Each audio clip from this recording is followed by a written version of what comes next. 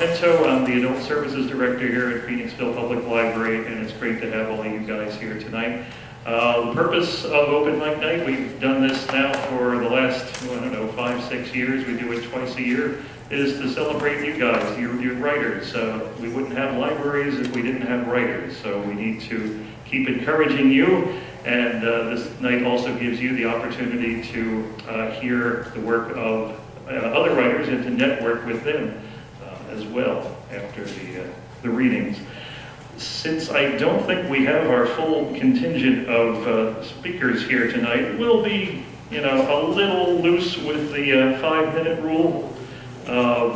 We would ask that when the 5 minutes are up, and I'll either signal you or this alarm will go off, depending if I have my volume turned up, and just finish the sentence or the paragraph that you are reading. Just wrap it up, basically as soon as you can after that point. We normally go in alphabetical order by last name, in case you were wondering how that works. Carolyn Cott here? Okay. All right, maybe we'll come back to her. Brian Crow. Brian Crow not here. All right. Looks like L.A. DiPaolo is first. L.A. DiPaolo is a Canadian-Italian-American who lives in Pottstown. By day, being a biologist, he directs drug development projects. By night, he rides and writes.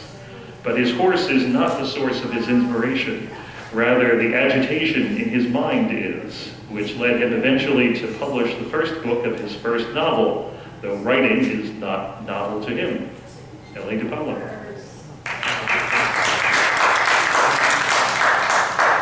So there are a couple of incantations in here. It's a fantasy, sci-fi fantasy novel, and this is an excerpt from book 1 of the novel, which was published earlier this year.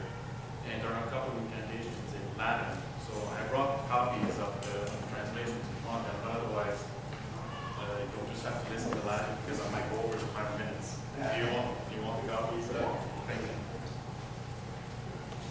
So this scene occurs at the end of book 1, and it's called The Ascension. The chapter is called The Ascension, and it is basically a ceremony being celebrated following the death of two sisters. There is a collective of women with powers and part of the sisterhood, and so two of them died under special conditions, and so there's a ceremony to elevate their bodies into what is called the body. Can you use the microphone? Yes. Thank you. Okay. So the solemnity of the ascension ceremony that night quieted even the chirpers. 4 yellow sashes, one in each corner of the plaza, banished the winds and kept all insects and other animals at bay and silent. The leaves of the trees and other plants still fluttered outside the inner sanctum, but their rustling was not heard here. In the center of the courtyard stood the Magna Mater, the Perfecte Incruptatum Spaiula, forming a semicircle around the bodies of Dalima and Julianum Spaiulae.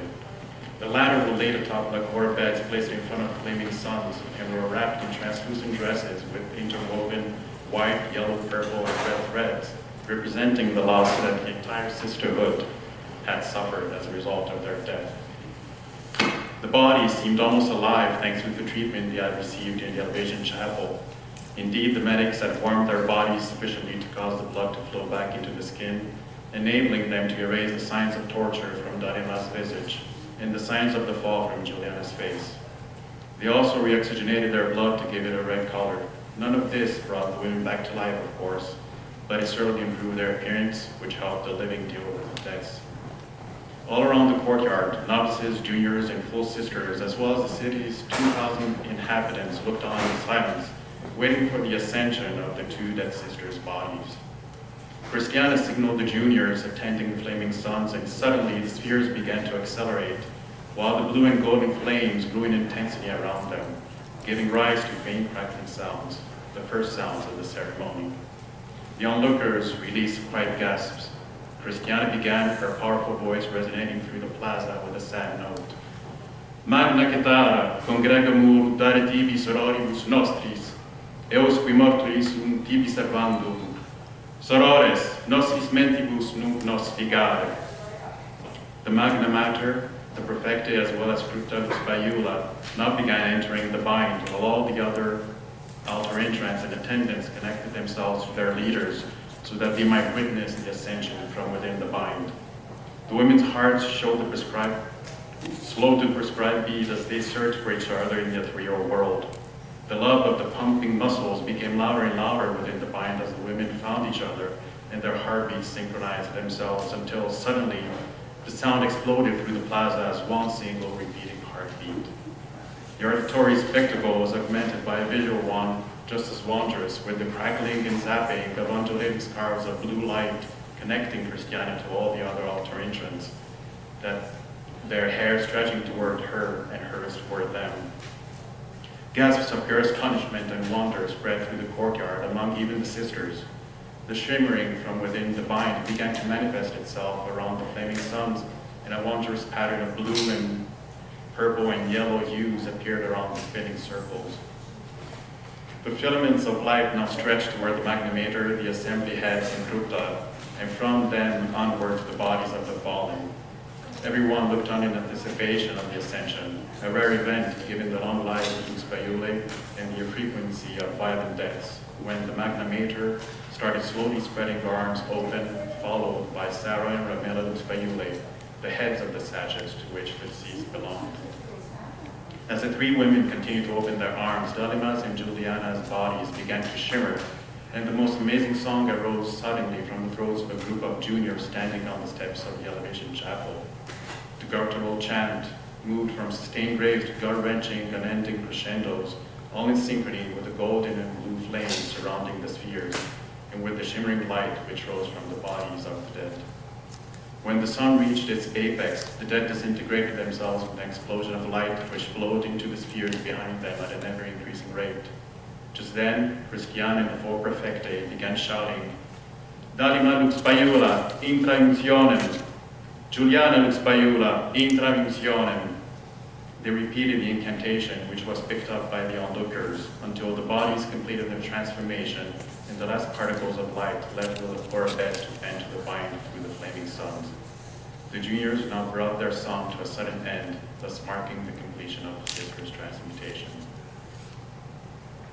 That's it. All right.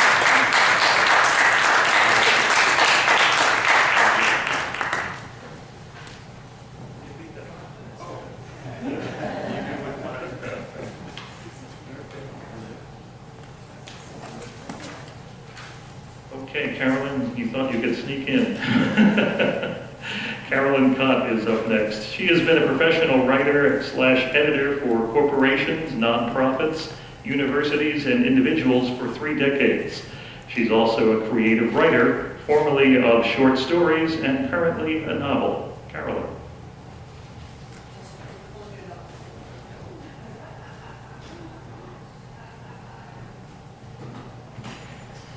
I'm actually going to read from a piece that I started some time ago, and I'm going to resurrect it. It's called Ollie and Spuds.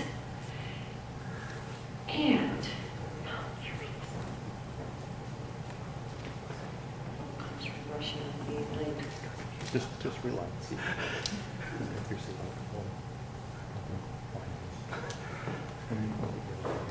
Okay. Prologue. There is a lane I recall somewhere deep in dim memory. I see it snow-covered and winding and edged by black trees. It is the way home. I never returned there. Chapter 1. He lifts his nose to the wind and sniffs. Something new. With his head still resting on his paws, he opens his eyes and sees a flash of a ginger-colored cat, skinny in pursuit of something at the far end of the alley. Ollie climbs out from under a pile of rags and cardboard and stretches, keeping an eye on the cat. The cat pounces and misses as a mouse leaps into a small hole in the brick wall and disappears. The cat saunters into the one ray of sunlight angling between the tall buildings, sits down and begins washing herself. The sun sparks on her ginger-colored fur. Her movements are measured and deliberate. Her eyes are slits. but she knows he is there. She's watching. It's been 3 days now since the cat appeared in his alley. He thinks of it as his alley because he's been there now for how long? Maybe 2 months, maybe 4. He remembers coming there. There was snow. The man had hunched over the steering wheel, his jaw set. Ollie wanted to enjoy the car ride, but something was very wrong. The kids weren't there, although the back seat smelled vaguely of peanut butter. The woman wasn't there. She had cried and stroked his fur before the man unchained him and yanked him toward the car. The woman had whispered something to the man, who swung toward her, his teeth clenched, saying, "No, no." The man stopped the car on a deserted street. He looked both ways before opening the back door, pulled Ollie out by the scruff of the neck, and sped off. Ollie ran after the car as it moved farther and farther away, turned and was gone. He memorized the place where the car had turned. It might be important. Panting, he sat down and only then noticed the coldness of the snow. He looked around. The sun had just risen, casting chilly light on the faces of the buildings. There were no people. A tattered awning blew in the wind. A spear of an icicle crashed onto the sidewalk. For 2 days, Ollie ate only snow to quench his thirst, but it made him shiver. He wandered the streets, looking for a familiar landmark and searching for food. Then he found the alley. It smelled of garbage and food. Ollie tucked himself behind a stack of wooden pallets and waited. A man in a stained apron pushed his way out of the door and heaved a delicious-smelling bag into a dumpster. When the door clanged shut behind the man, Ollie scampered up a pile of cinder blocks and bricks, dropped down into the dumpster, tore the bag with his teeth, and ate. He developed a routine, wandering the streets in the night and returning to his alley in the early morning before cars and people came to the streets. He learned it was not good to be out when people were there. There was the afternoon when the boys chased him, chubby-cheeked, dressed in blue uniforms with book bags dragging behind them. They ran after him, pitching stones at him. Most whistled past, but one hit him. He yelped and slowed down, and the boys laughed. They were almost upon him when he ran again, cutting across a busy road, turning a corner and losing them.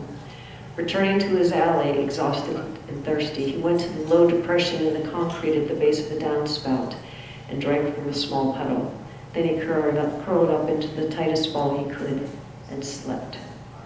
Chapter 2.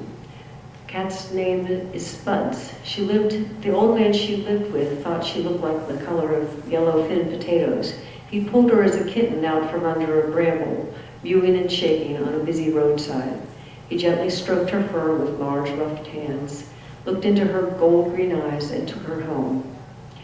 Spuds had a good life with him, curled up on the rug by the wood stove in winter, lounging on a sunny perch on the screen porch in summer, watching birds. Spuds liked the old man a lot. They understood each other. But one morning when she went up to his room to remind him it was feeding time, something was different. She jumped on the bed, stood on his chest, and peered at him. She could sense him, but he wasn't there in his body. She meowed, calling out to him. Then she saw him in her mind's eyes, and his eyes were dazzling. Then the vision of him receded, and he was gone. 4 days passed before anyone came to the house. By then, Spuds had clawed his way through a bag of cat food and found fresh toilet water that wasn't completely undrinkable. People came then, many of them, people who had never come before. They pawed the old man's possessions, argued with each other, and carried things out of the house. Spuds watched. A woman noticed Spuds and picked her up, bangle bracelets clanging together, and put Spuds outside. Spuds sniffed at the air, then turned to go back inside. The woman blocked Spuds with a well-shod foot. "You're free now, kitty, go away." Spuds looked for a long time at the closed door. Then she walked down the driveway and before turning onto the road, looked back at the house. The windows glinted empty in the sun.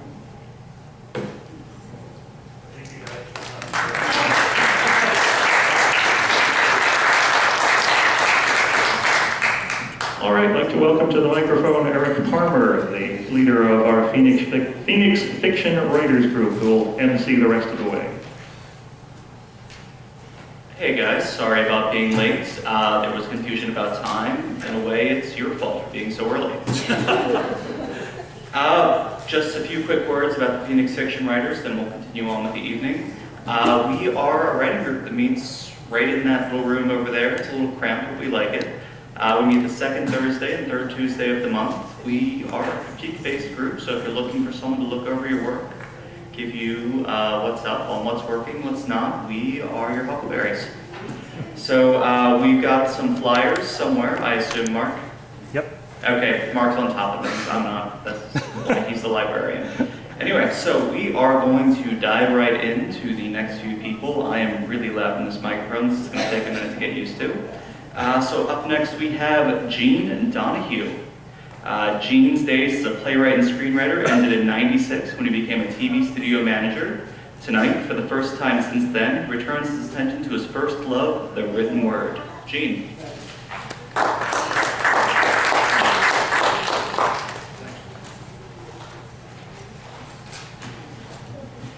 All right, this is called Audition.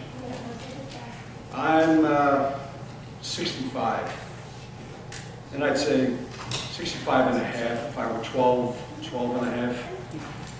A lifetime ago, last year, I get up one morning in more ways than one. For me, having the sex, I can take it or mostly leave it. It's selfish, a downhill race. You lift the brakes and steer the momentum. But making love makes life lived.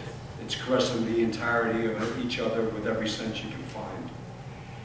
We had been abbreviating a lot that morning. Later, the habit at the door. Drive safe, love you, will do, love you too. Quick smooch, hi-ho, hi-ho. Come home, dogs, balls gone. Dogs gone. She's sudden soap opera lather. Really, at my age, when I'm extremely grown up, stupid girlfriend. But when you get to be 65 and a half, guys, there's a way of looking at yourself in the mirror that's best. Straight ahead. Stay back.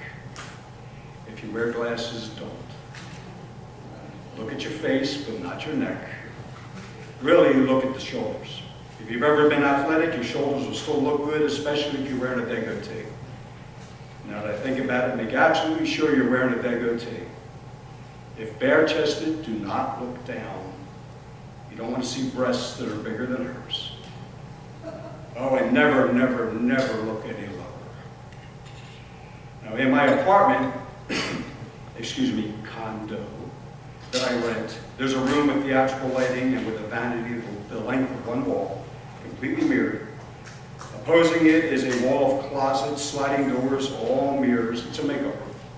Everywhere you go, you see bunches of yourself every which way. Get the picture? And I'm sorry for you that I have to say what I have to say next. Some months before, rushing without thinking, I went into that fun house naked.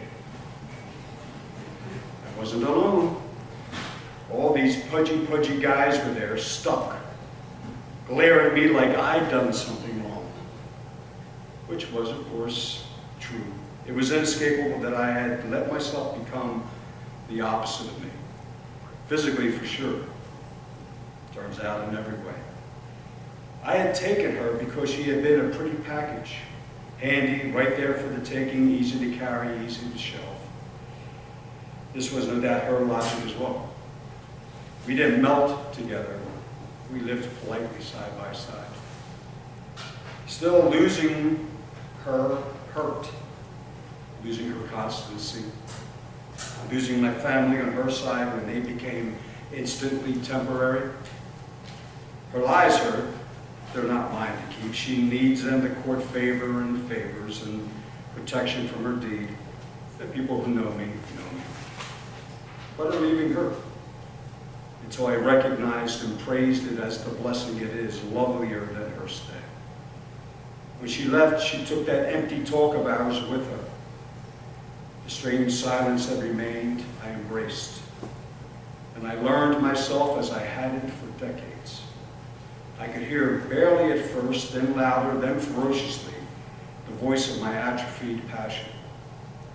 My study, my churning showed that my lifelong ignorance of love was as laughable as it was pathetic. To Took so long, but I finally noticed how gravity stinks when you let love settle to the bottom of your life. Then I learned how history is not destiny when you take control of things you can while acquiescing to giant powers. I shook my soul and made it giddy. I grew my heart and gave it voice. I banished many fatter selves. I made myself ready. I knew she would come. She did. My new discovery, my Diana. Her forge had blazed hotter than mine. She's been folded back upon herself again and again, yet she never regrets the tempering. Her strength is fibrous. She's effervescently young and beautiful, body and soul. When she speaks, she sounds like she's up to something appropriately. She's smooth kung fu that needs practicing. We each carry 6 decades and hope to overlap and share some of the weight. We seek the mundane, the marvelous, and to laugh. I've always known that giving pleasure gives me pleasure. She's teaching me that getting gifts is just as fun. She's helping me learn the wisdom of my new wisdom. We fit. Feels good to fit. The future does not exist like the sure thing that is today, but we plan to grow adventure from both ends. That should make it last for decades. After all, we're young love. I mean, I'm only 65 and Becky.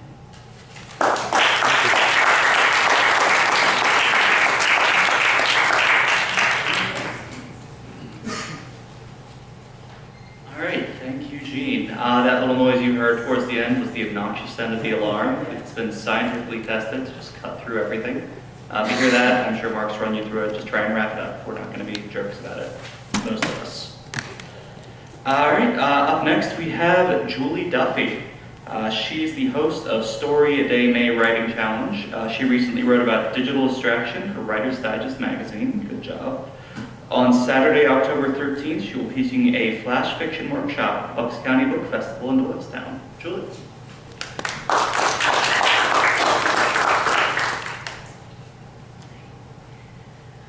This is a short story called Ashley Finds Herself in Forge Town. She had burned through the last of the payments from the now defunct Ashley and Ryan's Romance YouTube channel sooner than she'd expected. Ashley's post-breakup voyage of discovery had run aground in a washed-up steel town in eastern Pennsylvania. She and Forge Town were a match. Once wildly popular, they were now both broke and trying to reinvent themselves. 6 months ago, her every utterance had racked up millions of views. Now she was paying the bills as a live-in nanny for a couple of pre-teens who seemed to be trying out for the ennui Olympics. Ashley chopped off her mermaid hair, got used to wearing the same outfit twice, and learned to pay for her own cosmetics. #survivor. The worst part was, without her online audience, she had no one to talk through life's big moments with. I met a guy, she tried on Jennifer, the mom who employed her, one day after lunch. Jennifer spun her iPhone's Facebook feed like it was a dollar slot. He works on the community-supported agriculture project outside town, Ashley said dreamily. Jennifer almost, but not quite, set the phone down on the white granite island. You met a guy from the CSA? He has amazing brown eyes, and his hands have calluses, Ashley said. He doesn't like to talk about himself. He's not like anyone I've ever met. He told me he's going to break up with the other woman he's been seeing, so could I finish early tonight? Jennifer's forehead was Botox smooth above her meticulous blonde eyebrows, but Ashley had learned to read the signs of her boss's displeasure. I won't bring him around here, she said quickly. Jennifer's eyes stayed tight. Ashley had seen what her boss could do when she was displeased. Marianne Detsky had objected to one of Jennifer's suggestions at the Home and School Association. 2 days later, Marianne's husband knew all about her very personal trainer. Now Marianne and her 4 kids were squeezed into a 2-bedroom townhouse way out under the cooling towers of the nuclear power plant. With a millennial's mistrust of banks, Ashley had been stashing all her extra cash in an old Starbucks cup wedged under the driver's seat of her car, but she couldn't afford to lose this job. Not yet. Not really. I'll text him, I'll be late, she said. I have deliveries to make, Jennifer said, scooping up a box and heading for the door. Don't forget, the girls need to be at roller derby at 5:30. I'll meet you there. Ashley rolled her eyes. Jennifer played off her deliveries like they were Mary Kay, but Mary Jane was more like it. She wondered if Jennifer's husband, Police Chief Bosco, knew about his wife's side hustle. The afternoon wore on like a 90-second YouTube ad with a skip button disabled. At the roller rink, Marianne Rudetsky sat down next to Ashley. She looked tired and puffy. How's the Queen of Evil? Marianne asked. Late. Marianne snorted, probably still out boofing that skinny little wheat farmer. Ashley's breath caught in her throat. Who? Long-haired kid with the puppy dog eyes. You've seen him around. Marianne leaned in. Chief Bosco was very interested to hear about him and his wife and her special deliveries when I ran into him just now at the Wawa. The pounding in Ashley's head put to shame the drum circle at Burning Man. Jennifer's Dylan's other woman? Oh, hon.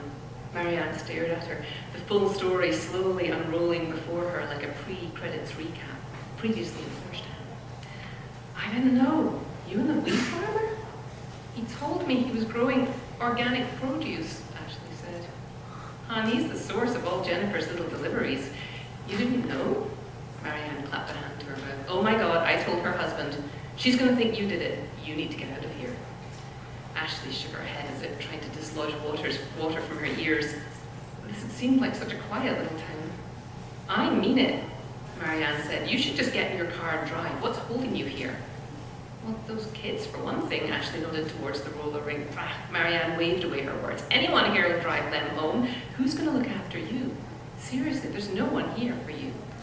No telling what Jennifer will do. But Ashley floundered. I haven't figured out what I'm going to do with my life yet. Marianne rested her elbows on the sticky cafeteria table and leaned over to take her hand. Look at you. You can do anything, anytime you want. Trust me. If I could get out of here, I would. You need to go now. The sinking sun was finger painting the sky in Halloween colors as Ashley's Kia Sportage bounced down the rutted rural road. A wall of dry corn rattled to her right. A storm was coming. The horizon glowed red, but that wasn't the setting sun. That was Dylan's farm. In the farthest field, a blonde figure swung a red gas can. A line of fire led back to the blazing farmhouse. A lone figure stood in the farmyard, a cell phone in one of his calloused hands, the other raking through his long, messy hair. Ashley thought about slowing down and asking him if he wanted to come with her, but then she put her foot down and pulled away. She looked around at her worldly possessions, a 10-year-old car, a thick roll of cash, and the clothes she wore. I know what my next YouTube hit's going to be about, she said to nobody in particular. Minimalism.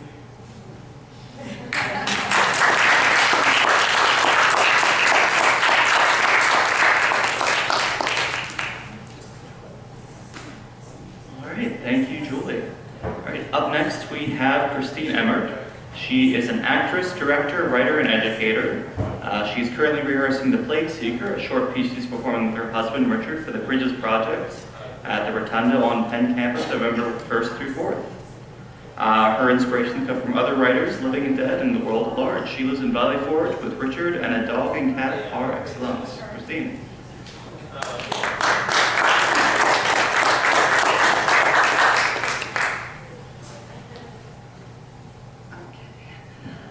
This summer, my husband and I took a cruise along the coast of Norway, and these are bits of writing that were inspired by this cruise. I have to tell you, there were a lot of trolls, so 2 of the writings are about trolls. I'll start with the children's rhyme that I wrote. Troll, troll, wizened old soul, sleeps in a bowl, lives down a hole, sings with his soul, legends his role, sighs at the moon, wrinkles through June, longs for the snow, banishes woe, troll, troll, wizened old soul. Okay, Any children that want to learn that, I'll be happy to share it with them. This one is called Trolls in House. Trolls smile out of all possible openings, eyes squinting under lights of joy. Oh, imagine my surprise at seeing them there, convening to distract me from my own argument with mortality, diverting it to their very presence. Observe my wrinkles, my long beguiling fingers and toes, my slight stoop under the weight of my own beauty. I put down the sad mirror which parodies joy at my reflection. Instead, I see the trolls, and I opine the creases of long living, making them wise. Why have I never caught sight of them before?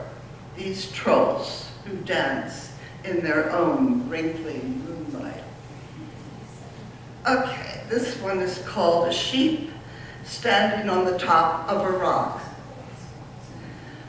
Let the others eat grasses the summer away, content to live and die on these hills. From this higher rock standing is a world I see of blue water grass with ships that come and go. I want to see it all myself.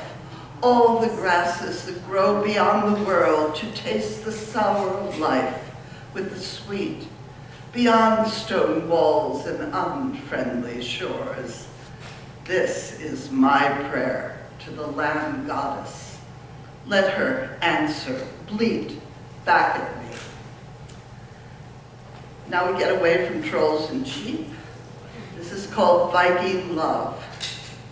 He sails to and fro from far away, his heart returns, to find me still farewelling his departure to adventures where I cannot follow. In his bed I am Valkyrie. In waking I am his vessel into which he pours his mundane pleasures. In Valhalla, he will not notice me. In Valhalla, my hand will shake, spilling the mead of eternity into his goblet. And the last one is called Wave Rider. It was inspired by a statue I saw in Tromsø.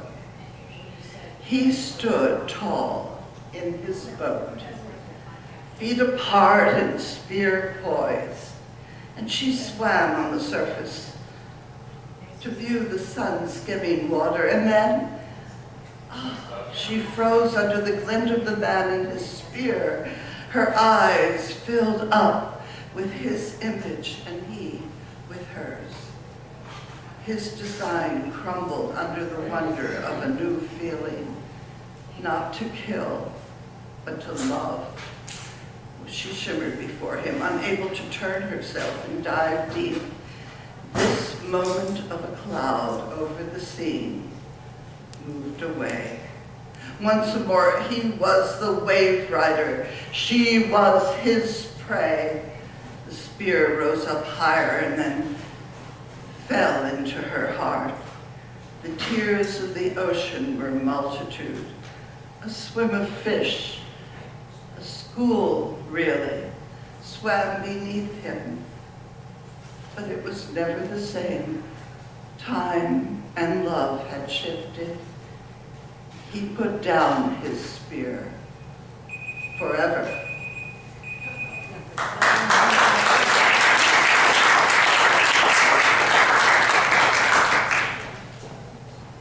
Greg Fox, I don't think is here.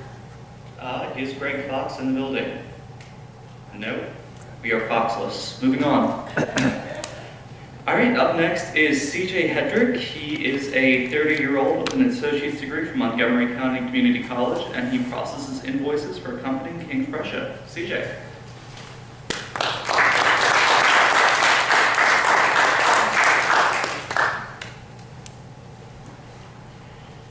So this is just a short bit from an anthology story, the working title Golden Age, and it's about my own personal creation of superheroes and villains I've created. Discordia's first instinct when she awoke was to struggle, but it didn't take long to realize she wasn't getting anywhere with her struggles. She was forced in a kneeling position with a bag over her head and her hands taped behind her back. As she made some progress ripping it, she was tased and kicked with a few more layers of tape added to her bindings. As the apprentice of a science-based supervillain, she had no experience in the arts of escape or blind fighting, so she had no choice but to submit for the time being. After an hour of silence, the rumbling and background noise faded, and she'd realized she'd been in an aircraft the whole time. She was then lifted and hoisted over someone's shoulder, carried backwards out of the craft. That's when she realized she was not only stripped of her weapons and gadgets, but somehow she was put into a jumpsuit she was definitely not wearing when she was subconscious. It was impossible to know exactly who among her captors did it, so she made a mental note to kill them all just to be safe. She was soon after brought into a facility. After going up an elevator, the man carrying her stopped. She heard a beep followed by the whoosh of an automated door. "Step back, 146, growled another man. "Hands against the wall." In a voice almost dripping with bile, the girl said, "Still think I'm hiding things, and I..." This was followed by a sharp smacking sound before a thud. Discordia imagined it was a guard butting the girl with his rifle knocking her over. That and no. A second later, Discordia was spun around before being dropped to the floor. "Enjoy the roommate," said another guard before the door slid shut. "No sense of humor, these guys," said the girl. She then pulled the bag out. Discordia said, "Well, look who it is." It took a moment for Discordia's eyes to adjust to the light, but she immediately recognized her cellmate. "You're Isis, aren't you?" she asked. "A disciple of Osiris. How does someone like you know who I am?" "I've seen your webcast," said Isis as she reeled with the tape. "Big fan of yours and Dr. Anarchy's work." "Us? You've been working for one of the most famous supervillains in the world. Every superhero has a bone to pick with him." "Yeah, but you're actually doing something. He's one of those crimes he committed 10 years ago. He doesn't do much but invest in other supervillain schemes. Such a waste of potential." "There you go." "Thanks," said Discordia, rubbing her wrists. "Where are we?" "In the wasteland, in the wastes of Greenland, in the headquarters of Hypnos. The hive of piracy, narcotics, oppression, and slavery." "Oh, you read their newsletter." Isis stretched and sat down on her cot. "And like me, you've been cordially invited to become a mindless drone of Hypnos catered to their every whim. Hooray!" Saying, "Aren't you completely insane? I was just talking to the doctor. Only for those creeps to burst with tasers and knock me out." "Oh God, where's the doctor?" "They won't hurt Dr. Anarchy. Not that you think they can bend him to their will by holding you hostage.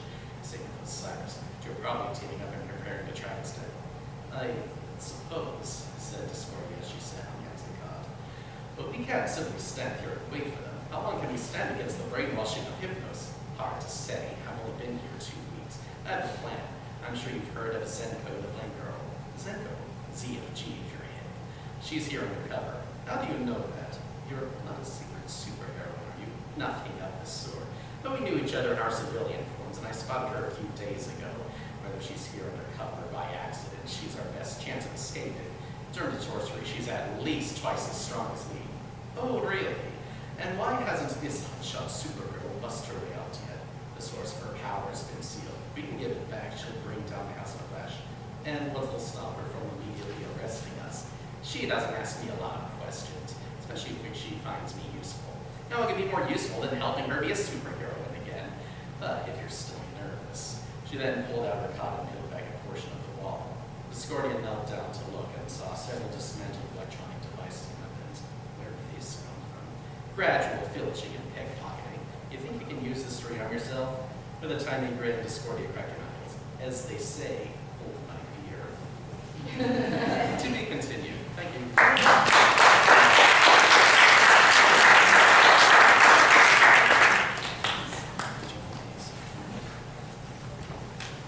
All right, thank you, CJ. You've somehow broken my microphone. All right. After CJ, we have, I'm going to try and speak loud and see if that works. We have Jane Kelly. She has worked for 20 years in the information industry just keep going. Thanks. Before refocusing on a writing career, including heading the Meg Daniels mystery set at the Jersey Shore. A graduate of Chestnut Hill College. She holds an MS in Information Studies from Drexel University and an MPhil in Popular Literature from Trinity College Dublin. Jane.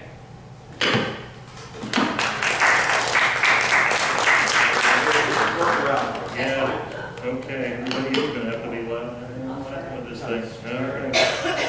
I'll turn it, oh, there we go, there we go. Now we'll watch, we'll get feedback, all right. I'm trying not to be too loud. I was a trainer, and one time someone was falling asleep there, and so I kept going over and talking really loud, and on the evaluation form he put, good content, but no need to scream. So I'll try not to scream. Is that okay? Yeah, I'm going to read something from the third book. I read a mystery series, and the one consistent thing is the character, an amateur sleuth. I don't know if there are any other mystery writers in here, but one of the problems you have is getting the facts of the case out there and introducing your character. So this is from Long Beach Island. That's her story? Andy nodded. And she's sticking to it? Again, he nodded. Let me get this straight. Paige Spencer told the cops that she and her husband had a small argument, so he decided to go kayaking in New Jersey in February in the Atlantic Ocean at night. Yes. If Andy's mind held any skepticism, his face betrayed no doubt. Dallas Spencer, a 55-year-old man, says he is going kayaking in the middle of the night. Well, not actually the middle. He went out a little before midnight. Close enough. I took a deep breath to punctuate my statement. Her 55-year-old husband, 53. Okay, her 53-year-old husband says he is going out in an ocean kayak, a tiny little boat in February in the Atlantic Ocean, and she believes him. I paused, and the police believe her. Andy shrugged. The cops see surfers and windsurfers all winter. You've seen them, I know I have. 53-year-old surfers? I never checked their ID. Besides, Dallas planned for the cold. He had a wetsuit. They found it on the beach. Near the body, Andy shook his head. No, right in front of the house. Let me go over this again. Meg, Andy sounded exasperated. I just want to make sure I understand. I cleared my throat for sarcastic effect. Dallas Spencer has a fight with his wife. To work off his anger, he takes an ocean kayak and a wetsuit down to the beach. They live at the beach. He had to move a 30-pound boat, maybe 75, 100 yards. Andy's voice was rife with impatience. Okay, he takes the two items to the water's edge while wearing Gucci loafers, I might add. Andy interrupted. It's not as if he had to worry about his shoes. Money was not a problem. Okay, his dress was completely appropriate. My tone added not. So he never puts on the wetsuit. The cops found it on the sand right outside the house, so that would be the assumption. Andy was being annoyingly fair-minded. Okay, instead of putting on the wetsuit, he gets shot in the back. A shot no one hears, I'll just mention. Then the shooter steals the kayak, but not the wallet in his pocket. The wallet that contains close to $500 in cash, which is nothing compared to what the watch on his arm cost. That's one scenario. Dallas encountered a crook who wanted a kayak and was willing to kill for it. Some crook who didn't need cash. Some crook who couldn't recognize a solid gold Rolex. Some crook armed coincidentally with a low-caliber pistol. Andy offered no reaction. What, are bands of roving hijackers lurking up and down Long Beach Island, waiting for a midnight paddler to stumble down to the water alone? Andy didn't respond. I can just see the perpetrator leaving the house. Okay, honey, it's about 11:30. Think I'll wander down to the beach and see if I can pick up that kayak Junior wants for his birthday. It's about time all those night out partying Polar Bear Club joining kayakers should be headed for the water. Yep, I got my gun. I know I could pick up a kayak on half a dozen porches around town, but I enjoy the challenge of stealing information directly. We don't need any cash, right, or a watch. I'll leave the wallet, all valuable jewelry, and any negotiable securities the victim might be carrying. Okay, Andy waved a hand and begged me to stop. Maybe the shooter didn't steal the kayak. Maybe somebody decided it was lost, seized an opportunity, and took it. Again, Andy shrugged. His tone was even. I only told you the facts. I didn't speculate. You're speculating. I shook my head and continued. Sure, okay, maybe Dallas Spencer was simply on the wrong beach at the wrong time. But let me understand the fact. The tide comes in, grabs Dallas, and goes out again, only to bring the body back and deposit it a few blocks away by sunrise. Apparently. You can't believe this. I met Andy's eyes with a steady gaze. He turned his head away. I know, but it's her, Paige. I tried to appear sympathetic. I guess no man wants to think that his old girlfriend is capable of murder. Apparently, Andy had fond memories of Paige Spencer. From what I've heard, Paige was quite beautiful. And let's face it, men did not always think with their heads. But this story, no one was that beautiful. Thank you.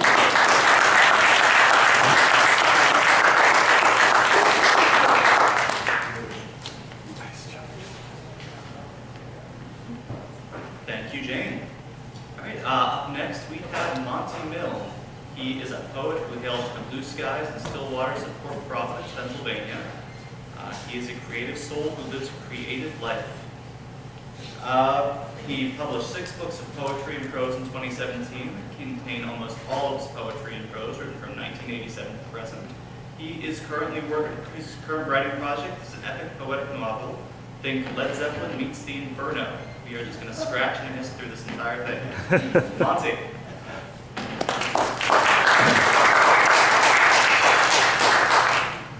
Thanks. I've actually written, I usually write poetry, but I've actually written like 3 short stories in my life, and I only like one of them, and it happens to be this one. It's 2 pages long, hence why it's short. I just found out today it's going to be published in an anthology, so I thought I'd read it tonight. So, it's called Literally. He heard those words. They shot through his head like a comet, like a burning, fiery comet. She had said them, those words. Sally Fuller had said those words. I never want to see you again, ever. She would never see him again, ever. Anthony Christie walked briskly down the worn sidewalk that ran alongside North Encore Avenue. His unkempt, curly brown hair flopped comfortably in the shallow breeze. His frantic green eyes searched along the row of sturdy red brick houses with blazed anticipation. As he stealthily passed number 27, he broke stride and reduced his pace to a casual walk. His fidgety hands were tightly clenched inside the woolen pockets of his faded brown leather jacket. As Anthony passed by the shuttered window of Sally Fuller's house, he saw only the empty, inviting furniture of her living room. Anthony knew the window in the middle was Sally's window. He had known that since he spied on her from the oak tree across the street a couple of days after Sally and her family had moved in. Even then, as his 9-year-old hands twitched slightly, he had been intrigued by her. He had watched her grow throughout his years at Benton Elementary School, Ruth Middle School, and finally up to their senior year at Robert Elrich High School. His scruffy tennis shoes scraped the concrete sidewalk as he shuffled past her home, directing his attention 4.5 blocks down the street on his rusty red notebooks. She had said those words, those burning words, at school in the student parking lot. In her black miniskirt, with her heaving chest and full blonde hair. I never want to see you again, his blue eyes screamed. Her soft rose-colored lips and slim hips never wanted to see him again. She would never see him again, ever. Anthony turned left at the end of his neighbor's brown picket fence and made his way diagonally across his lawn.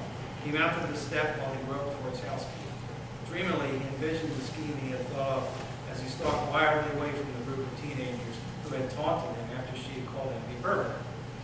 He had asked her to the senior prom, and she had refused, insultingly and nastily, in fact. This unforeseen embarrassment was the last straw. He smiled thinly through his crooked yellow teeth at the mental picture that flashed in his head. He slid the key smoothly into the lock and clicked it open after a brief pause. Looking upward at the pinkish blue sky, Anthony felt relaxed for the first time since his encounter with Sally. He turned the knob to the front door and walked into his house. He walked into his house, his big, quiet house. He walked through the kitchen and up the stairs. He turned right and silently crept past his parents' room. Anthony, his father's gruff voice filled his head. It pressured him as it had so many times before. Let's see a little motivation, okay? There's opportunity right outside the front door. So go grab what you desire. The world is yours for the taking. He walked to his door, his bedroom door. He went into the untidy mustard yellow room and rummaged through records, Playboys, and empty beer cans. Rummage, rummage, rummage.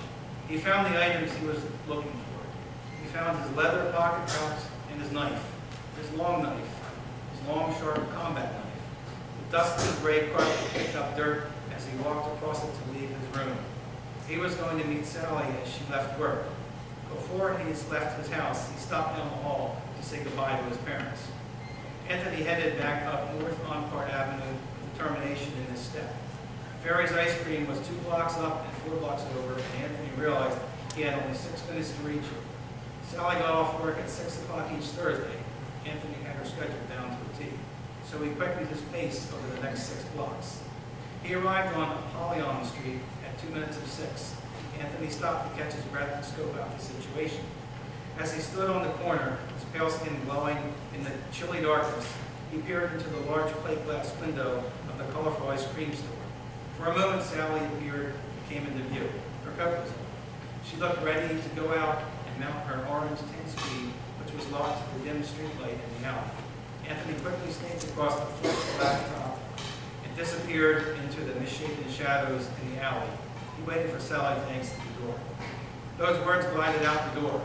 They walked with beauty and grace. They hated him. He moved silently behind her. He positioned his knife, his long, sharp, pointed knife. She turned.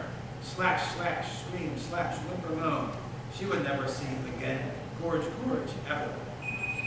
Anthony was steering victoriously as he darted down the black alleyway to make his way home. He knew the path well, even in the darkness. Back roads were crossed and dead streets were traveled on the journey. He let himself into his house when he got home. He walked straight to the bathroom, opening the door slowly upon entrance. He took out his leather pocket pouch and he dumped those words into the toilet. Plop, plop. He flushed the toilet. Those words swirled around and around and around. He grinned as Sally Fuller's eyeballs were sucked into the sewer. He left the bathroom and entered his parents' bedroom. He crossed the dark red carpet and stood in front of the closet. He opened the closet door. He stared at his parents, his dead parents, his dead, decaying parents. They had said, "We can't live in this house with you."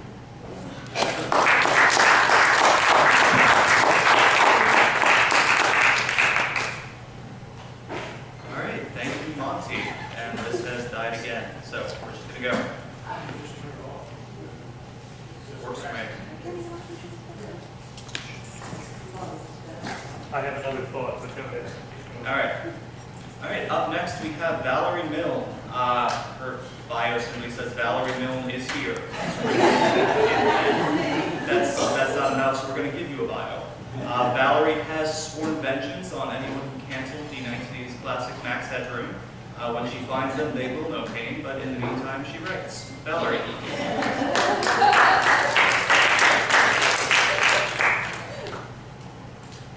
Good evening.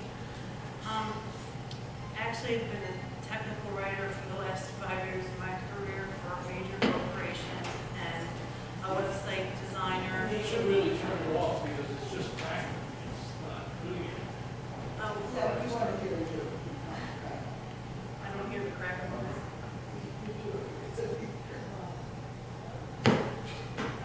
I talk. I've been a technical writer for the last 5 years of my career for a major corporation and a website designer, visual designer, graphic artist for over 25 years. And now I'm starting to write short stories, which I've done many moons ago. And this is one from a long back. Did you ever decide to do something you thought you could physically handle, but halfway through you realized you couldn't? This happened to me past summer while on a camping trip near a lake in Virginia. About a month prior to this trip, I started a diet and I lost 15 pounds. Motivated by my weight loss and feeling fit as a fiddle, I decided to go on a hike. I convinced my 2 friends, Michelle and Vandana, and my daughter Monica, to go with me. I had a map of the trails nearby and chose the longest, which was 3.5 miles. In preparation for our journey, we ate our breakfast, filled our water bottles, and packed lunch. We left our campground, hopping, skipping, and walking at a fast pace until we reached the beginning of the trail. The trail started at a steep incline. In my mind, I thought this will get easier as we go on. I hoped. We continued up, down, up, down. Reached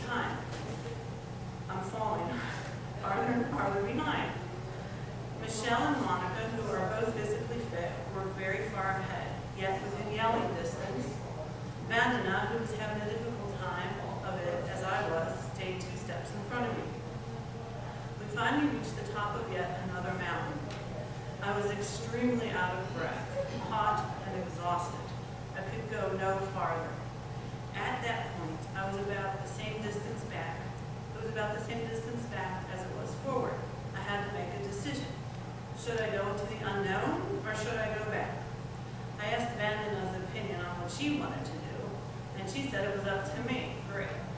So I laid on the ground, looked up into the sky, enjoyed the birds and trees, cooled down, and said, what the heck, let's continue.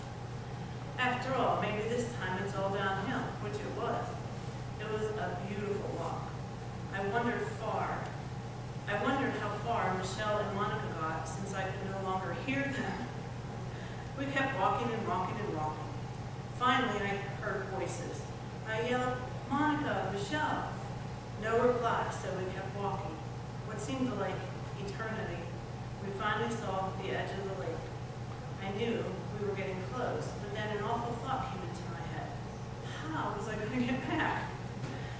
I saw a sunny opening in front of us, and I knew this was the end. It took us over 2 hours to get to the beach, where we found Michelle and Monica enjoying their lunch in the sun. The view was gorgeous. The lake was deep blue. The mountains were blue-green. There was not a cloud in the sky.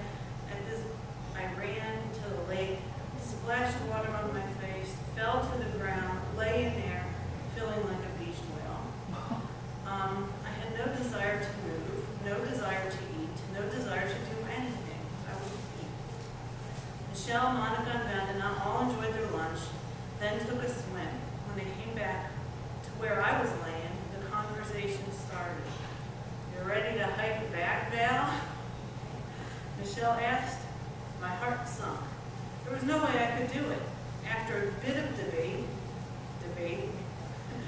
we decided that Michelle and Monica would hike back to get the canoe, and Vandana and I were going to wait here with me.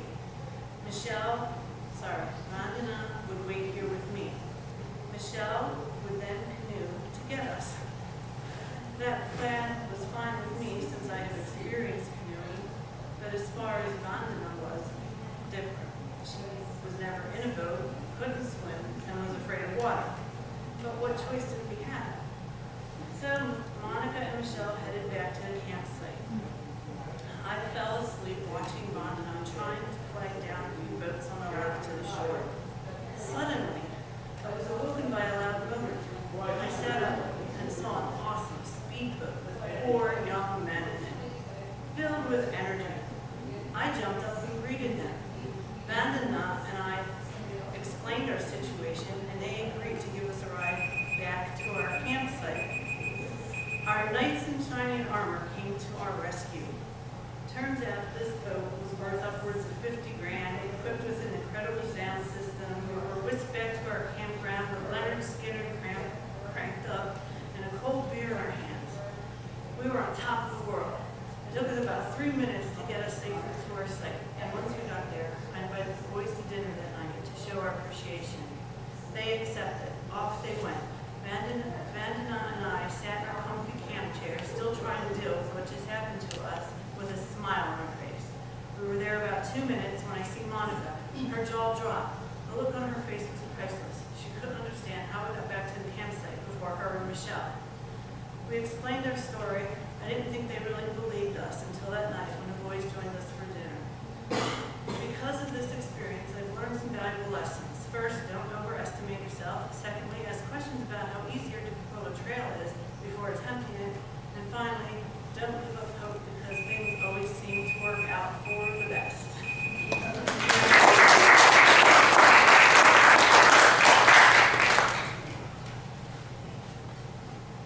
Thank you, Valerie.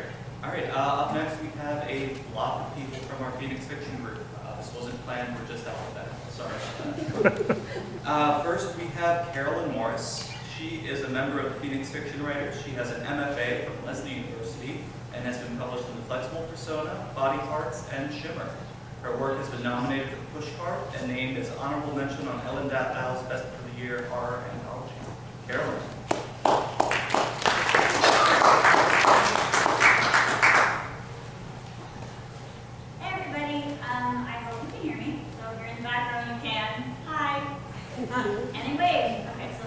All right, this is a short story that I'm working on, and hopefully we'll get to the good bits.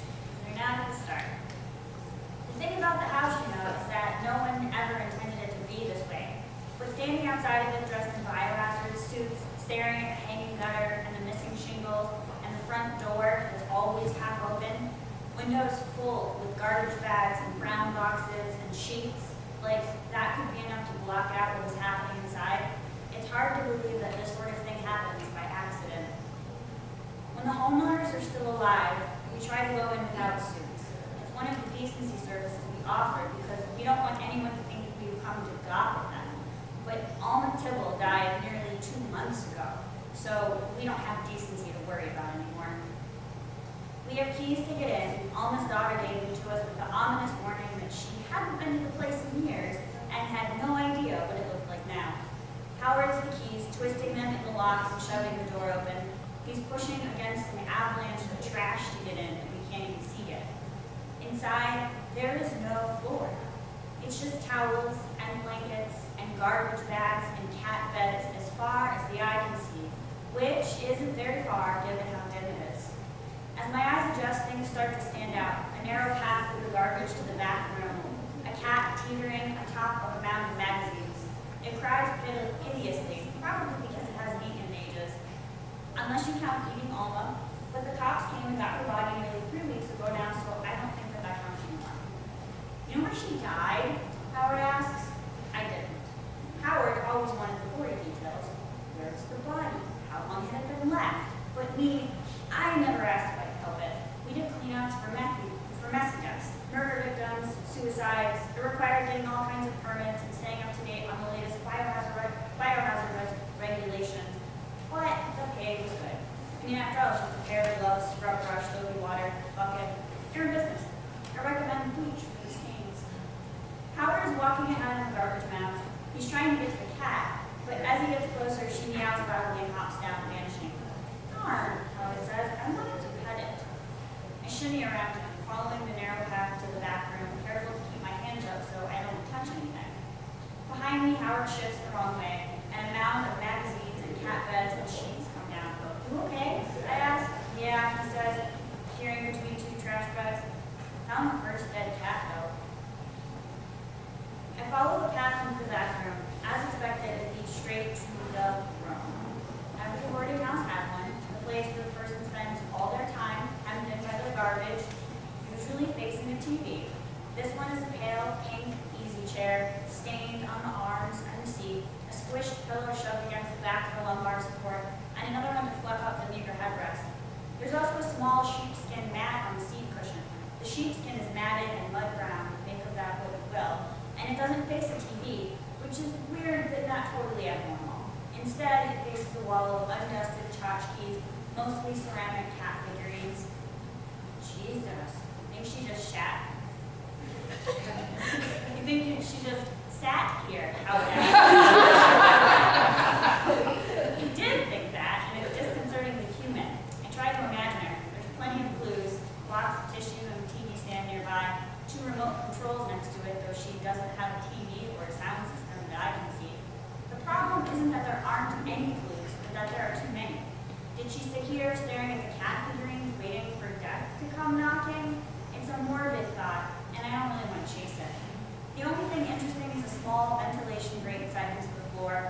It's wrought iron, filigreed, and she's been careful not to let anything cover it, though crumpled tissues and Q-tips line nearly every other inch of the floor. How long did you say she was dead in the house? Howard asked. Because, Jesus, that smell. She's permeated everything. I imagine the paramedics coming, trying to get to her over the heaps and heaps of garbage. I wonder if they were tempted to leave her here, set the whole thing on fire and watch it burn. Look, Howard, we have a lot to cover, and we've got to call Dax to tell him what size dumpster we need and how many guys to send, so you check the upstairs and I'll find the basement. And then they explore the house. We're going to cut to where she's in the basement. She only has a very small pen light to let look around the basement. And the door is weighted so it closed behind her after she opened it. The air in the basement is cool and dark, and the sounds of my feet on the stairs echo in a way that makes me think Alma didn't board down here, but the stench is no better. In fact, it's worse. Howard might be his dead cat record yet. I There's a pile of rags at the bottom. I can't see it until I'm a third of the way down because the flashlight beam is too weak. At the bottom, I can step over it, but there's another one right after that, and I don't want to hop off the stairs, so I just step on rags. They're soft and they crunch under my feet like something's dried on them. At the bottom of the stairs, my flashlight doesn't show anything more than it had before. The basement is surprisingly predominantly empty and cold. I can hear Howard moving around somewhere above me, faint creaking and thuds as he shuffles stuff on the second floor. I shine my flashlight all around the basement. There are scratches on the walls near the floor, so maybe we should let the cats down here, except that it doesn't smell like cat shit. Really, it smells like Alma herself died down here. There's a dirty comforter in one corner and a bucket too, but otherwise nothing but a few more piles of clothes in the corner. I take a few steps closer just to make sure. They're humped in the darkness, and in the light from the flashlight, they look kind of like a woman laying on her side. I freeze, my feet coming to a stop without me sliding to, my heart thudding in my chest, and it takes me a while to figure out why, because my brain is skipping ahead and leaving me behind. I don't want to see the rags in the corner, or check the rags under the stairs. I breathe in and out sharply, ignoring the stench in the air, and focus on the feeling in my lungs. Though my brain is weirdly blank, fuzzed over with a kind of static, and a few seconds of nervous buzzing before the first wave of panic. Eyes closed, I turn away from the shape on the floor and head back to the stairs. This is just a ghost story I'm telling myself. It isn't real. Except that at the top of the stairs, the door doesn't open from this side. There is no latch, no doorknob, no handle of any kind. The door is perfectly smooth, full metal. I slam my palm against it, but nothing happens. The women down here, they must have tried this 100 times. I shine my flashlight on the door. There are dents and scratches, but the scratches are never higher than my waist. A good place to stop.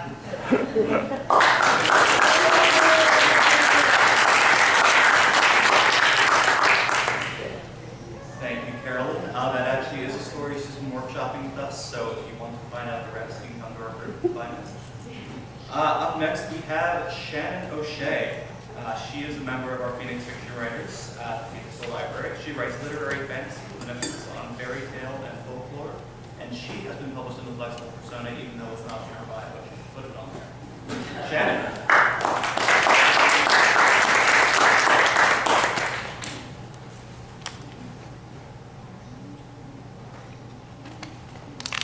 This is a short story that I've also been working on.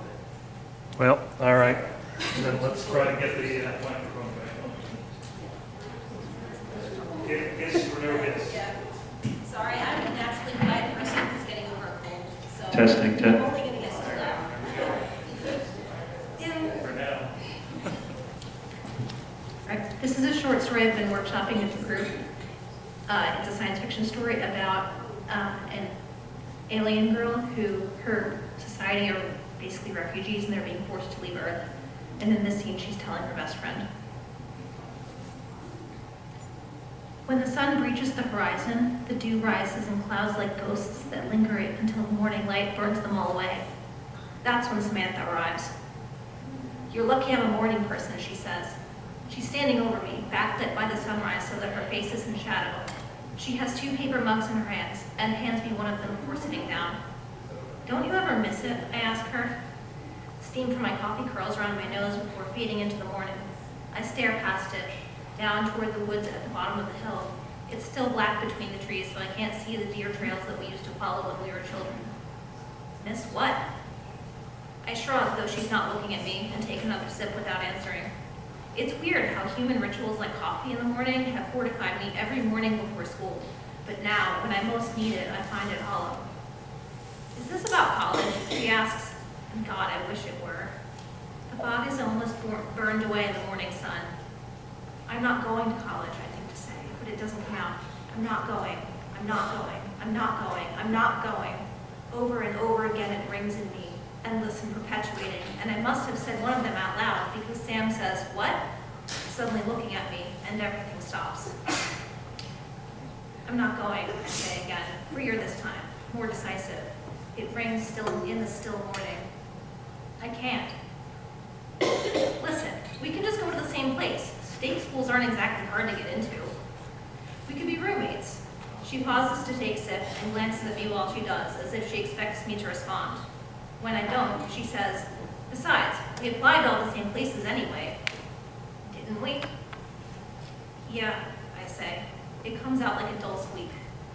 "Yeah, we did." "So what's the problem then? You'll get in."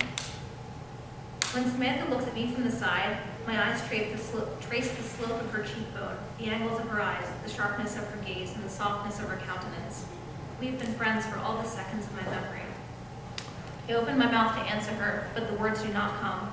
Instead, something wells inside me like water, a whole ocean to pour from my mouth, fish and all, and it would feel the same. But it doesn't, and so I sit there frozen and in silence. "What, do you want to do hair or something?" she says. Something new alights in her tone. "I don't want to do hair." "What then?" She's turned toward me, and I now know that she's on to me. She's holding her arms apart from her body, primed to move. "Is it a money thing?" "It's not a money thing," I say, flushed with shame. "Then what?" I break off, what little confidence I had gathered withering into dust. "We have to leave." Sam knows what I mean, I'm sure of it. Despite that, she's willfully obstinate, intent on dragging words from my breast. For an instant, I resent her for it. "What, so your family has to move? What does that matter? It's college." "It's not that," I say. "We all have to go." "All?" "All like everyone. Forever." "But," she stares at me, frozen in the transition between expressions, her eyes, blue like the sky at dusk, shimmer oddly, her lips parted, brows furrowed. It strikes me suddenly that she looks like her mother whose coffee I'm not finished drinking. "But you promised." "We promised a lot of things. Never to untie our friendship bracelets. We did. Never to let a boy come between us. We didn't. To always stay friends. We will. To go to college together. We won't. To never stop talking. We will. To never keep secrets. I have."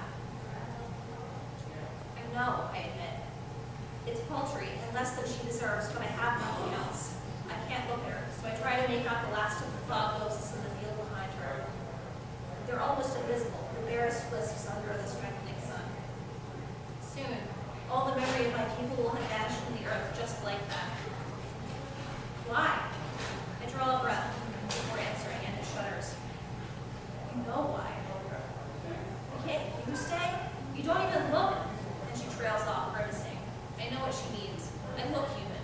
I could pass for one probably if I stayed, but my parents couldn't. I'd be alone. Would having Samantha be enough to make up for all that I would lose? It's not a new thought, but it circles back on itself endlessly, so I don't answer her.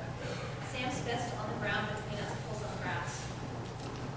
"How long do you have?" she says at last, careful and clear. She has turned her face away from me, her eyes fixed on some distant point. "We leave tomorrow morning." I stop there.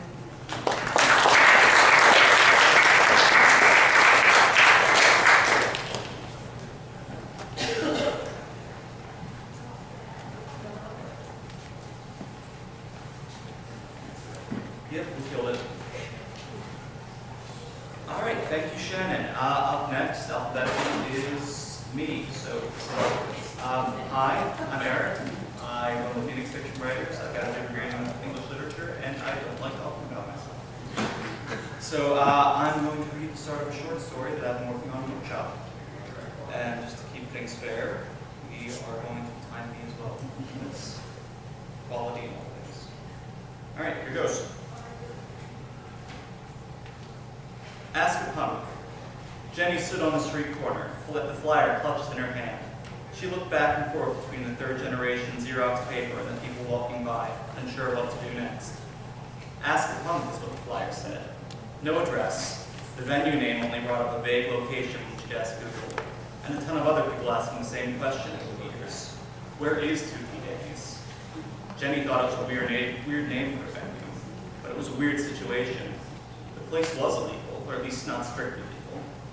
Was it illegal if you didn't get caught? She was pretty sure there wasn't a place called Tuki Danny's officially registered with the city. She'd never even heard of it a week ago.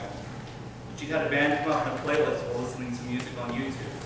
She'd only been half paying attention, doing homework for sophomore algebra 2. But the first note made her freeze as it struck something deep inside. And she'd fallen in love with Puppy Regret. Fig, the lead singer, her voice had been hypnotic. She sang like she needed to get every note out or she would die. The lyrics were about Jenny's life, or at least close enough that she wanted for someone to be taking notes. And there we go. Her voice had been taking notes of every embarrassing thought that ran through her head. The isolation, the questioning, the anger. The music had taken hold of her heart and her hips, and she couldn't help but dance whenever one of their songs came up on her headphones. No one else she'd shared with got the same reaction, and she tried. Some of her friends at school nodded along, some of them just wrinkled their noses. They didn't speak to anyone like they did to her. They were hers, just hers. She dove in, head first, and was amazed to discover that they'd be coming to town. Her town. Puppy Regret were coming here, and the tour schedule listed Toothy Danny's. She found the flyer posted on a post by one of the local colleges, and waited till no one was looking to take it down, carefully, so she didn't tear the tape. It was beautiful. The photocopied picture matched the energy of Puppy Regret to a T. The photograph of the girl dancing on the flyer was everything she wanted. Her two-tone black and bleached hair flying in the air as she was caught by the lens. That feeling of her chest exploding was there. She had to go. She had to be that girl, screaming her lungs out and letting loose. She needed that freedom. Ask of Punk. Why couldn't they just tell her? She wasn't good at asking. She'd left the house without telling her parents. She was going to get a deep shit, and would only be worth it if she found Toothy Danny's. It had a red door. The internet was very clear on that. Should she just go and knock on every red door until one opened up and had the show behind it? No, that's ridiculous. Jenny sighed, hoping the universe would take pity on her. She had to see Puppy Regret. She'd come this far. To its credit, the universe decided to step up. Just as Jenny was about to walk away, maybe try another block, there was the girl from the flyer, laughing, wearing tight black jeans and a t-shirt that had some obvious surgery done on it to make it fit her figure, rather than just be the formless mass it was born as. Her hair was spiked up like a badass porcupine. She was everything Jenny wished what she was, and she was real. Just walking down the street with a tall, skinny guy in black jean jacket covered in patches and studs. His floppy hair almost completely hid his eyes. There were Punks. She could ask them. Her shyness warred with her stubbornness, and stubbornness won out. She gathered her courage and stepped into the pair's path. Excuse me? The two Punks came up short, staring down at Jenny. She only came up to the girl's chin. She blushed. She knew what she looked like. She was small, wearing a plain black dress with black leggings. Boring, but the only thing in her closet that made her feel anything like she belonged in the Puppy Regret show. They probably thought she was going to ask them to sign a petition or something. What's up? The girl asked. Jenny froze. The girl waited. Come on, Angie, we're going to be late, the boy said. Jenny could feel her face turning red, but she held on to the name like a lifeline. Angie. The girl from the flyer's name was Angie. Angie reached out and casually slapped her hand on the guy's chest, keeping him from leaving. Hang on. What is it, sweetie? Jenny could kissed her, assuming she could start breathing again. Toothy Danny's? Jenny managed to get out.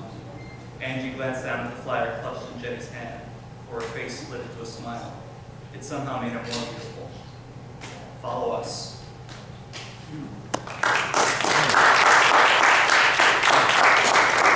All right, and I'm still up here, so I get this. Up next is Brandy Redding. She earned an English degree at university, but that was working editorial for a publishing house, which she somehow managed to do. Good on you, Brandy. When she's not busy correcting authors' common usage for work, she writes LGBT-centric fiction, generally with a romantic tilt. She has had several novels published under the name Alex Whitehall, an obvious alias. She's also a member of the Phoenixville, so put your hands together for Brandy.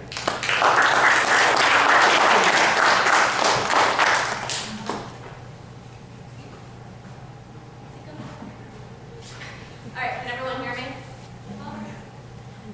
I'll be starting with chapter 2. It's pretty self-contained. You should be able to understand what happened in chapter 1. Chapter 2. I woke up with a food hangover, my mouth dry, and my head begging for caffeine. I fell out of bed, shivering as the chill air hit my skin, pulled on my sweats and hoodie, and stumbled into the kitchen, where I got far enough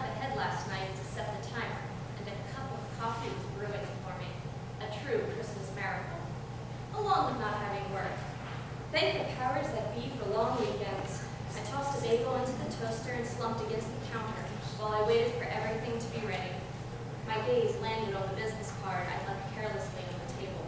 The white exceptionally bright this morning in the natural light, or else my caffeine needs were critical. Either way, I was reminded of Logan and Sue and yesterday, and I searched for my phone.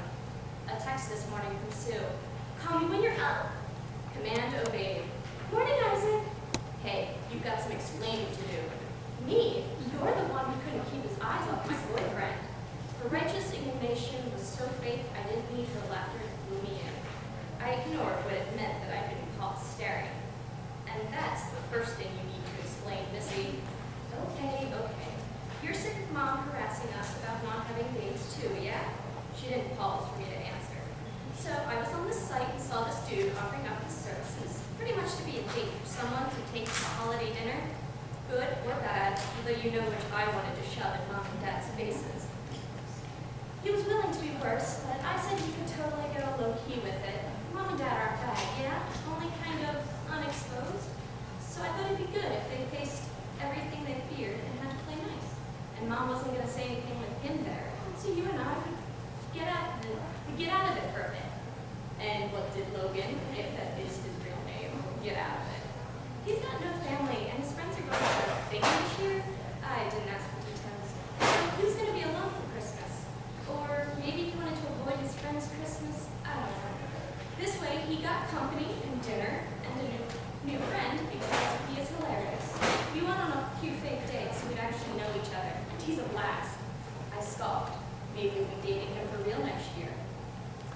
Yeah, if he didn't bat for your team, that might be an option.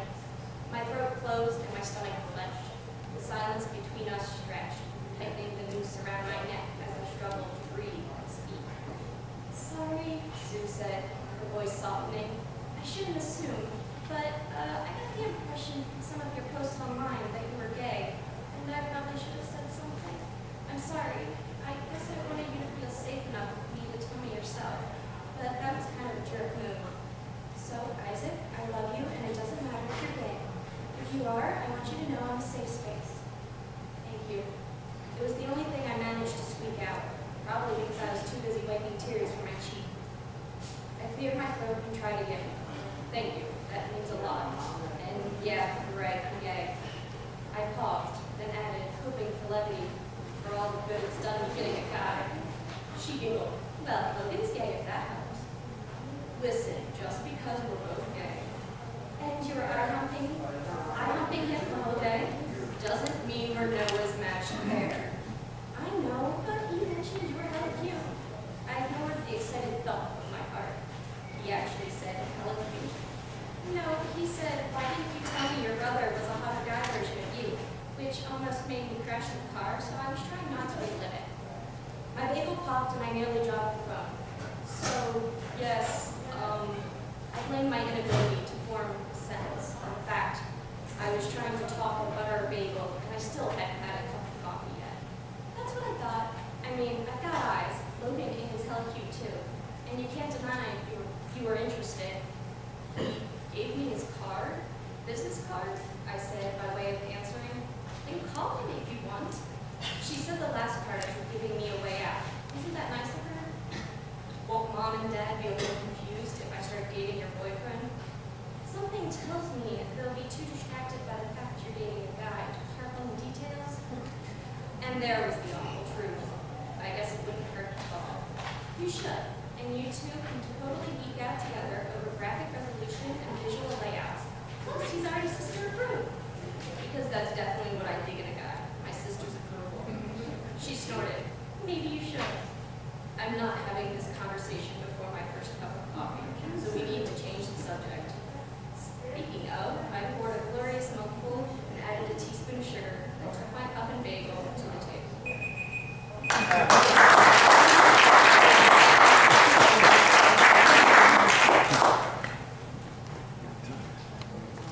She's good, right on the 5-minute mark. All right, we're going to jump back in the alphabet because Greg Fox has put in an appearance. Greg Fox has taught writing at Phoenixville Middle School for the past 19 years and is currently not planning to make it to 20. His collection of short stories and vignettes about growing up Catholic in post-World War II Philadelphia, titled Fathers, Sons, and Ghosts, was written for posterity rather than publication. Right?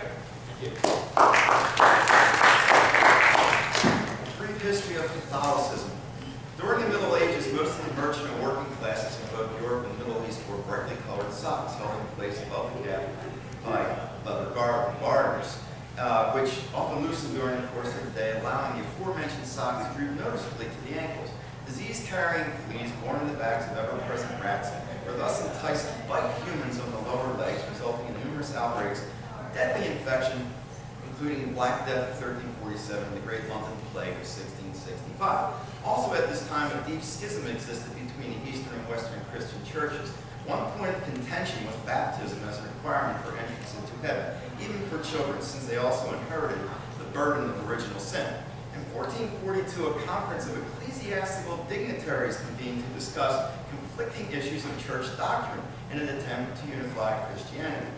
While the Ecumenical Council of Florence was able to find consensus in such matters as circumcision and the ascendancy of popes, agreement on the existence of limbo remained in, well, limbo. Due to the ever-present threat of the plague and a lack of reliable garters to hold up their socks, parents of Western churches of Europe scurried to have their children baptized soon after birth. Finally, by 1820, most fears of widespread epidemic were eradicated when British rubber baron Thomas Hancock accidentally invented the elastic. The only reason this Wikipedia entry was of any interest to Jordan was that he considered himself a connoisseur of socks, though his wife Kathleen called it a fetish. Jordan liked to neatly separate his black ankle-length socks. Ankle-length socks he slips into his docksiders at work from his white no-seams he wears with his running shoes. He would never dream of mixing his hiking bullets with the poly-cotton blends that are just perfect for gym workouts. Most of his socks have names like Gold Toe and New Balance. Joe Boxer and Fruit of the Loom, but Jordan saves a special section in the drawer. Organizer he bought from Bed Bath & Beyond for those 100% cotton no-namers from Uniqlo. Jordan could easily blow through 5 pairs of socks each day, which he launders himself so as not to hurt Kathleen. After transporting his load of socks from the basement to his bedroom, he then attempts to match each with his identical twin. The album grows right from his junior high school textbook. Jordan throws 10 pairs of socks in the dryer, and each pair contains 2 socks. How many socks will Jordan remove from the dryer? Only every now and then he discovers a sock that has somehow separated itself from its soulmate. Rather than dwell upon the whereabouts of the missing sock, he tosses it into a blue and white Adidas shoebox beneath his dresser, hoping he will eventually match it with its significant other. Most times, the missing sock or socks will appear in the next load of laundry, or might be fat stuffed to a folded t-shirt or short gym bag. Inevitably, some socks never make their way back upstream to mate and are eventually doomed to the rag pile. Kathleen, a born and raised Anglican, suggested Jordan search for his missing socks beneath his car seats, beneath the living room sofa, or near the side door entrance, where he kicks off his running shoes each morning. But Jordan offered only one explanation: sock limbo. Jordan was first learned about limbo way back in first grade at St. Ignatius Catholic School. He remembers listening in horror as Sister Mary Rosita conjured up images of thousands of naked crying babies floating in space with no hope of salvation, by no fault of their own. He even added a postscript to his bedtime prayers that went, "And please let those babies out of limbo." On Saturday morning in January 2007, when it was really too cold for a morning run, Jordan pulled himself out of bed a bit later than usual, hit the coffee maker button, let the dog out, and proceeded to wash half a week's worth of dirty socks and gym clothing in the cold basement laundry room. The newspaper was also late that day, but when Jordan heard the squeal of the delivery guy's tires turning around the driveway, he rushed out in his flip-flops to retrieve it from the front lawn. Pouring coffee for himself, he sat down at the table and slipped the folded newspaper out of the plastic bag. "Pope abolishes limbo," the headline beamed from the top of the page. Jordan could hardly control his excitement and dashed upstairs to rouse Kathleen from her nightly coma, and he read the first sentence out loud. Pope Benedict XVI released 41-page report of the Vatican Theological Commission, first ordered by Pope John Paul II, determining that the concept of limbo is not consistent with Christian teaching. Jordan openly wept with the vision of millions of naked but no longer crying babies, sprouting little wings and flying over through the miasma space toward heaven. His childhood prayers were finally answered. The story is not in here. Later that morning, after removing his load of socks and gym clothes from the dryer, Jordan, as usual, proceeded to sort them and arrange them in his dresser. To his surprise, he counted 7 extra socks in the basket without an extra match. Scratching his head in confusion, he remembered the blue and white Adidas shoebox. Tossing the contents of the box onto the bed, he yelled for Kathleen to share in the miracle that was unfolding before his eyes. Each sock and shoebox somehow matched perfectly with one of the extras from the basket. Jordan now listened to his Protestant wife utter something he had never expected to hear in all their 22 years of marriage. Something so innocent and wonderfully uncalculated, something bordering on epiphany. Wow, she said, that is one powerful coat. All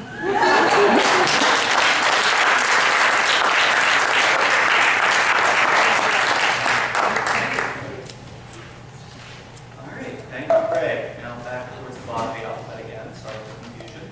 Up next we have Linda Speckles. She knew she wanted to be a writer since she was about 4 years old. She has a master's degree in writing studies from St. Joe's, where she studied everything from rhetoric and journalism to poetry. Her passion remains poetry and fiction, and she's published 3 novels on Amazon. Linda.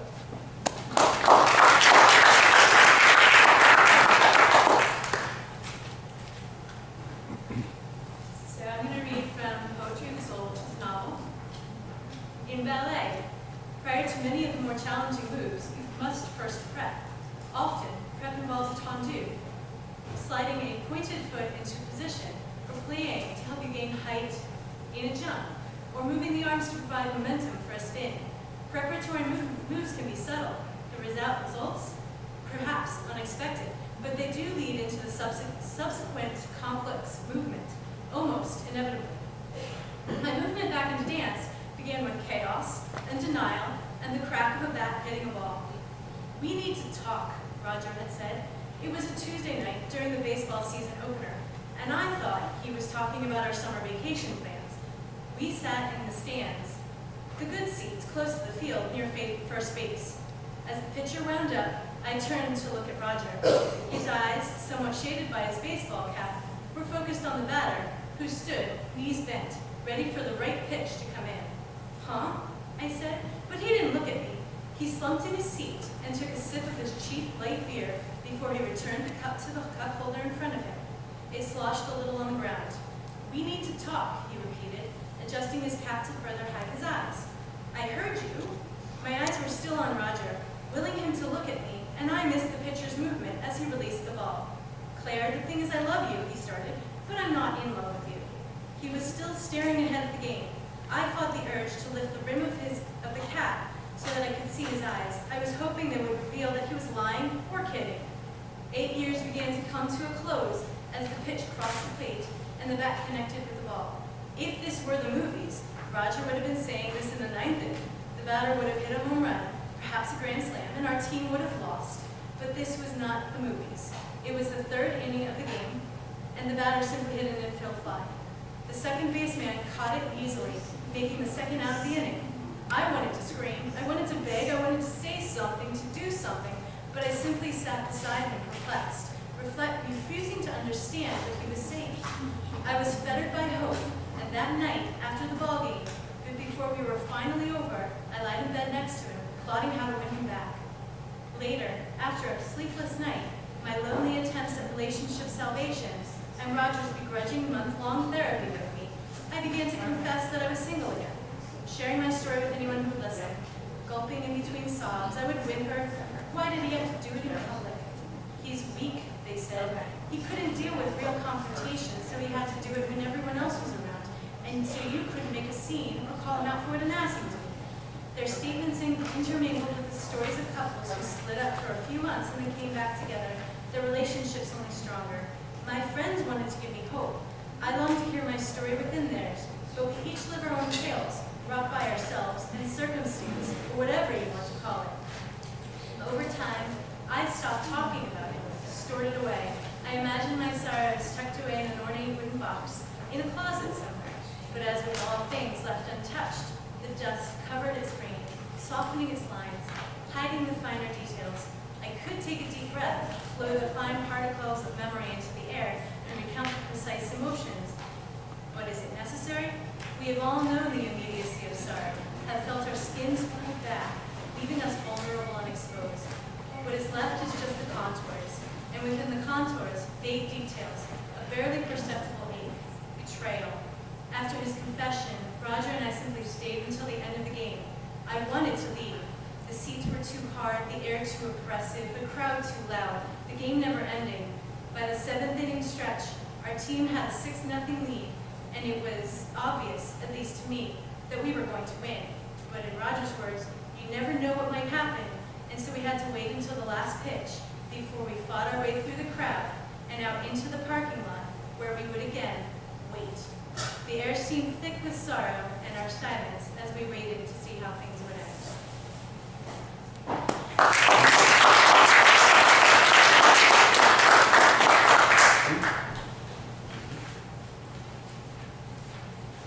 Great, thank you, Linda. This brings us to the last writer of the evening, unless I've missed someone to speak now for our older piece.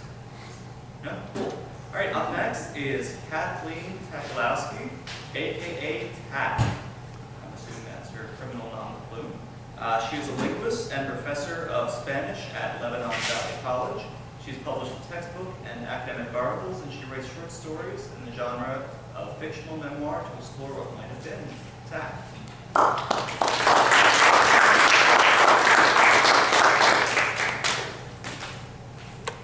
Loud, since I was sitting in the back. Here. Okay. Learning to speak Greyhound. I had naively bought tickets online for the 1:15 bus. My brother-in-law kindly agreed to drop us off. On the printout, I confirmed that our departure was from the Atlantic City Greyhound Terminal, and our destination was Port Authority, New York City. But, as we were to find out, words like ticket, departure, and luggage were ones that Greyhound and the general public use in wildly disparate ways.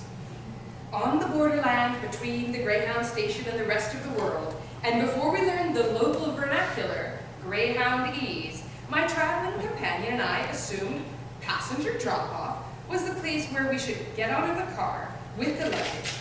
And we took our prepaid printed tickets directly to, and here I lose my native tongue, was it gate number 9, track, parking spot, slot?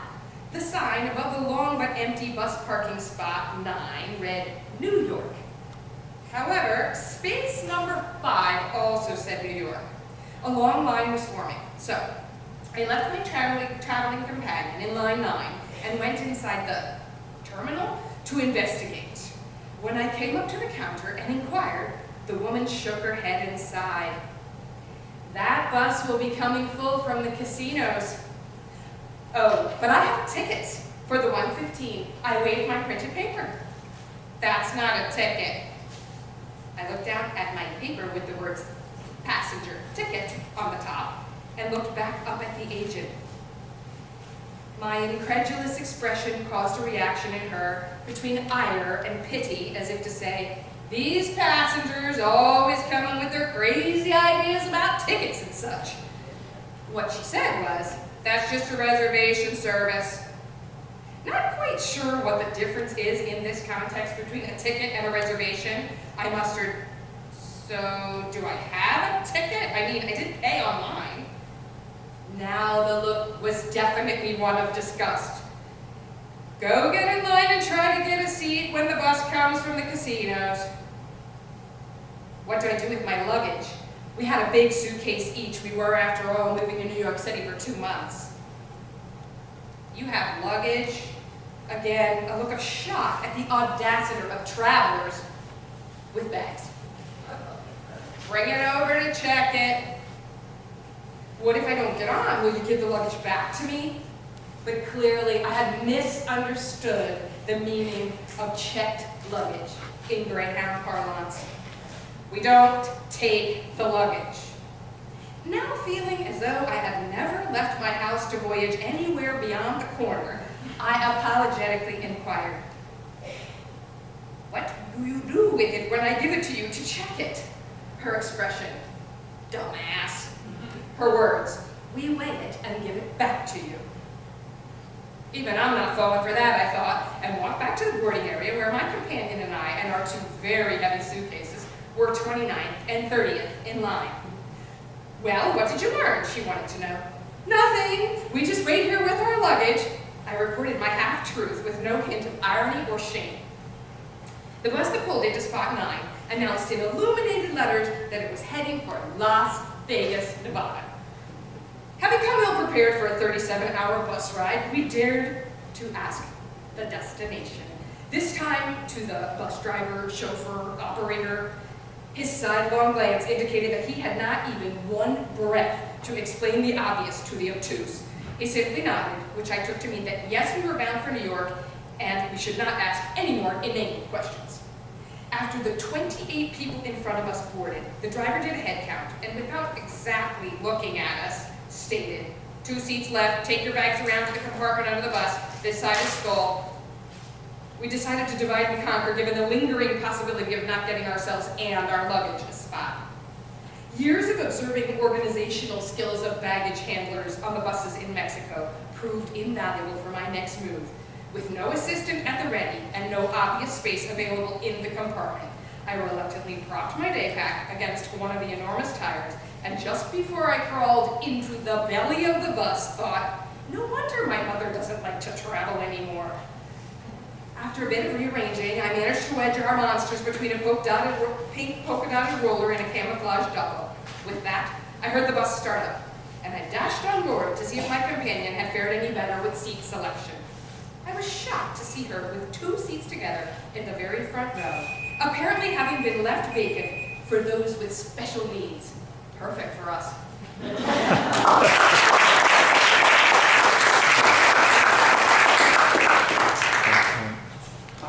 That brings us to the end of our open mic presentation tonight. Like I said, our writing group will be meeting this upcoming Thursday. There's contact information on the flyer if you'd like to get in touch, come by to see what we do.